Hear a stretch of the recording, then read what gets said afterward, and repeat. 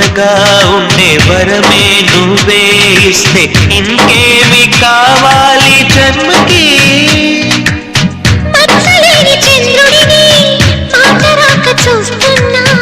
వరస కాని బంధుని చొరవ చేసి అంటున్నా ఇంకెప్పుడు ఒంటరినని అనరాదని.